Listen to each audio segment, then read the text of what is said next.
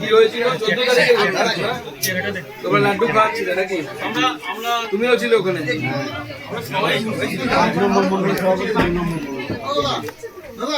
যেখানে প্রোগ্রামটা হচ্ছিল ওটা কোন মন্ডলে? তোমার মন্ডলে, সেখানে তুমি গেছিলে। কার লোকেরা মেরেছে? আমার তো মনে হয় সহযোগিতায়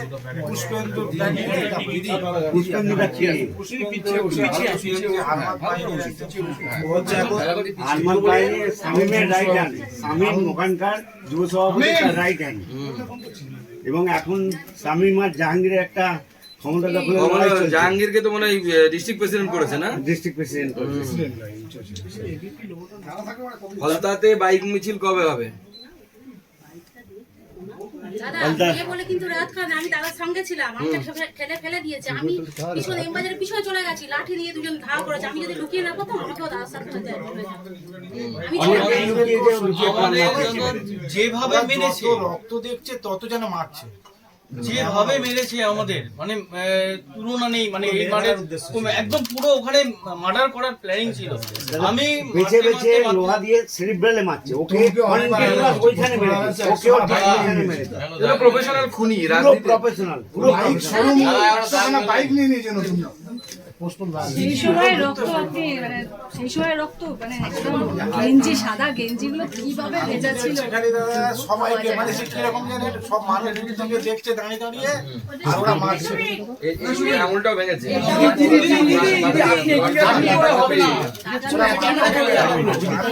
হাতটা বেশি নড়িয়ে গেছে। তখন ওরা মানে তাও সহ্য করে এখানে এখানে ভেঙে গেছে। মানে কি বলবো, মানুষ এইভাবে যে মারতে পারে আপনি ভাবতে পারেন। 5 জন 6 জন মিলে এটা করছে বলে বলে, মানে আমাকে তো মারতে মারতে এম বাজারের গেট পর্যন্ত নিয়ে গেছে। আমি কোন রকমে এম বাজারের ভিতর ঢুকে গেছি বলে মানে এই জায়গা থেকে আমি বেঁচে গেছি। মানে প্রথমে 2 জন এসে অ্যাটাক করেছে, তাদেরকে সরিয়ে দিয়ে আরো 4 জন এসে অ্যাটাক করেছে। মানে আমার কোমরে লাথি মারলো, পড়ে গেলাম ওই অবস্থায়। মানে মেরে যাচ্ছে কি ওদের, ওই সময় ওদের হাতে কিছু ছিল না, যার জন্য আমি বেঁচে মানে ওই এদের এখন ওই যে বলুন না, শামীম আর জাহাঙ্গীর, এই দুজনের মধ্যে কম্পিটিশন চলছে কে বেশি মারতে পারে। দাদা এই যে ওই মেন হচ্ছে পয়সা, পয়সা কামানোর এটা কার হাতে থাকে। তো ঝরছে তার উপর মারছে। যারা যারা এসেছিল আমি কিছু নাম এ করেছি মানে পেয়েছি, যেমন বুলা, এটা ফল রেখে দেবো বাড়ির লোককে দেবো, ওর হাতে দিয়ে বাড়ির লোককে দেবো। কে কে মেরেছে? বুলা দুর্গাপুরে ওএনজিসি এতে বাড়ি, ও লোক পাঠিয়েছে। বিল্টু নতুন হাটে বাড়ি, ও মানোয়ার, ও হচ্ছে ব্লক ডাটা এন্ট্রি অপারেটর, ও ছিল। এবং মিন্টু বাবলা, এরা 2 ভাই, মনোরহাটের বাগদা ক্যাচরা অঞ্চলের বাসিন্দা, দুজনেই হচ্ছে কন্ট্রাক্টর। আর আছে রহমতুল্লাহ, কন্ট্রাক্টর কামারপুর।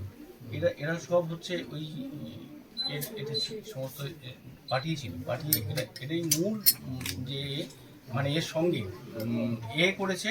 ওখানে মূল অ্যারেঞ্জ করেছে হচ্ছে পুষ্পেন্দু, এবং পুষ্পেন্দুকে সাপোর্ট দিয়েছে হচ্ছে এরা। আর পুষ্পেন্দু হচ্ছে শামীমের ডানা। পুষ্পেন্দু হচ্ছে শামীমের ডানা।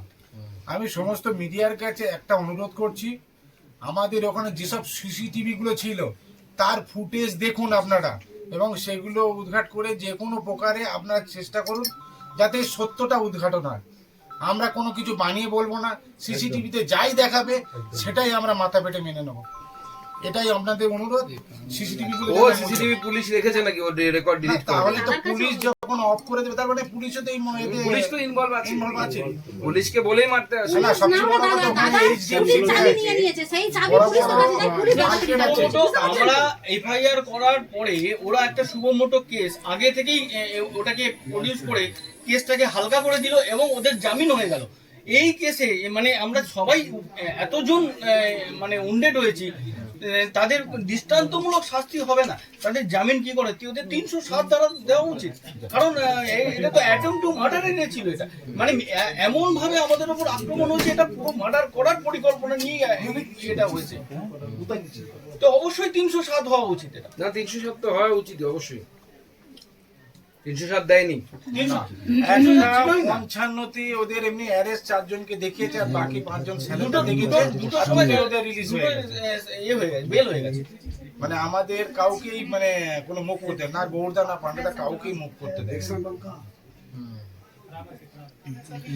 এটাকে হাইকোর্টে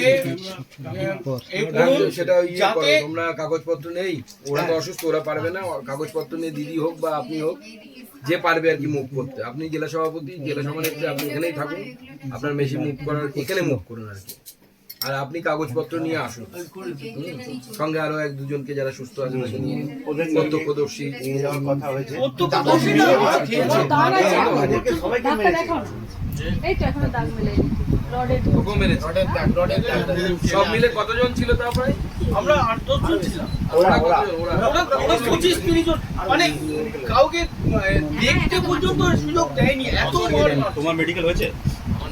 হ্যাঁ সবারই মেডিকেল হচ্ছে, আমি সেদিন অ্যাপেলে তো নিয়ে গিয়ে সবার করে দিচ্ছি। মেডিকেল হয়ে এফআইআরটা করা হয়েছে।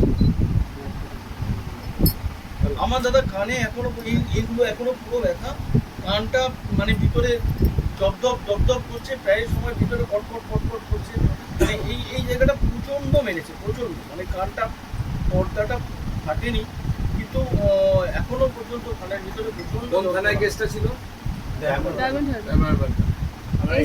এসপি কে গিয়ে তোমার ওয়াইফকে নিয়ে গিয়ে এসপি কে নিয়ে গিয়ে রিসিভ করিয়ে তারপরে আইসির কাছে এসেছি, সব রিসিভিং কাজ করতে। অফিসে একবার গিয়ে দেখা করুন আপনারা, বলুন যে আমি তো কথা বলে রিসিভ করিয়ে নিয়ে এসেছি ওটা, তারপরে আইসির কাছে এসেছি, আইসিকে কথা বলে সেদিন একদম হাইকোর্ট না করলে হবে না এটা।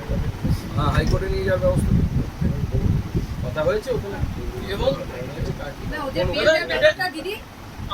আমরা চাইছি বিল্লদেব ভট্টাচার্যকে দিয়ে এই কেসটাকে করা। ঠিক আছে, রাজদীপ আর বিল্লদেব